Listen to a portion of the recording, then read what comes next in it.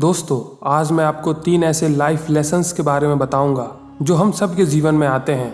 हमारे जीवन में जो हमारे लक्ष्य हैं, उन लक्ष्यों को प्राप्त करने के सफर में हमारे समक्ष जो चुनौतियां आती हैं, उन चुनौतियों को कैसे डील करना है, वो चुनौतियां कितने प्रकार की होती हैं, किस तरह की होती हैं, आज इन 3 लाइफ लेसन्स के द्वारा हम लोग समझेंगे। नमस्कार दोस्तों, मेरा नाम है गोपाल और आप आज मेरे साथ देखेंगे एक और ऐसी कहानी को जो आपको सिखाएगी जब तक तोड़ेंगे नहीं तब तक छोड़ेंगे नहीं।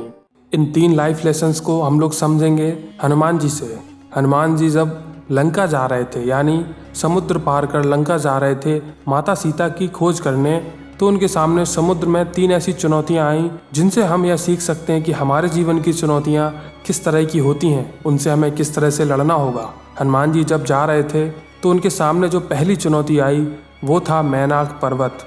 मैनाक पर्वत को समुद्र देव ने ये आदेश दिया था कि आप ऊपर जाइए और हनुमान जी जो तब से उड़ रहे हैं, आप जाकर उन्हें थोड़ा आराम दीजिए। तो मैनाक पर्वत हनुमान जी के रास्ते में ऊपर आए तो हनुमान जी ने उनसे पूछा कि आप कौन हैं जो मेरा रास्ता रोक रहे हैं। मैनाक पर्वत ने कहा, मैं आपका दुश्मन नहीं बल्कि मैं आपके पिता का मित्र हूँ और मैं आपको थोड़ा विश्राम देने के लिए ऊपर आया हूँ। हमारे जीवन में भी कभी कभी लक्ष्य प्राप्ति के सफर में कुछ ऐसी चुनौतियाँ आती हैं।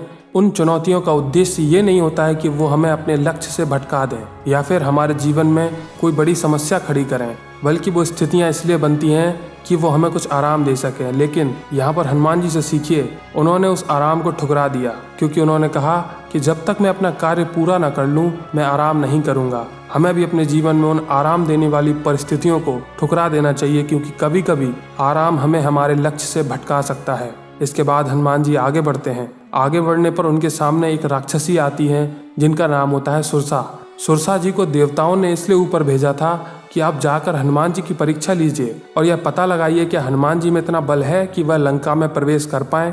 हमारे जीवन में भी कभी कभी लक्ष्य प्राप्ति के सफर में कुछ ऐसी चुनौतियां आती हैं जिनका उद्देश्य हमें परेशान करना नहीं होता है, ना ही उनका उद्देश्य हमें विश्राम देना होता है, बल्कि वो चुनौतियां हमारे जीवन में यह देखने के लिए आती हैं कि हम अपने लक्ष्य के प्रति कितने कर्तव्यनिष्ठ हैं। हमारे जीवन में आने वाली उठापटक क्या हमें हमारे लक्ष्य से भटका देगी, यह देखने के लिए वो चुनौतियां आती हैं। इसलिए उन चुनौतियों को, उन परीक्षाओं को हमें बहुत संभल कर पार करना होता है। इसके बाद हनुमान जी जब आगे बढ़ते हैं तो उनके सामने तीसरी बाधा आती है और वह तीसरी बाधा होती है सिंघनी। सिंघनी राक्षसी एक ऐसी राक्षसी थी जो परछाई को पकड़ती थी। उसने हनुमान जी को पकड़ा तो हनुमान जी समझ गए ये न विश्राम देने के लिए आई है, न परीक्षा लेने के लिए, ये मारने के लिए आई है। तो कभी कभी हमारे जीवन में, हमारे लक्ष्य प्राप्ति के सफर में कुछ ऐसी चुनौतियां आती हैं जिनका उद्देश्य वाकई में हमें हमारे लक्ष्य से भटकाने का होता है और यही सबसे अंतिम चुनौतियां होती हैं। वो कहते हैं ना, सवेरा तभी होता है जब रात अपने अंतिम रूप में होती है, यानी रात सबसे गहरी होती है।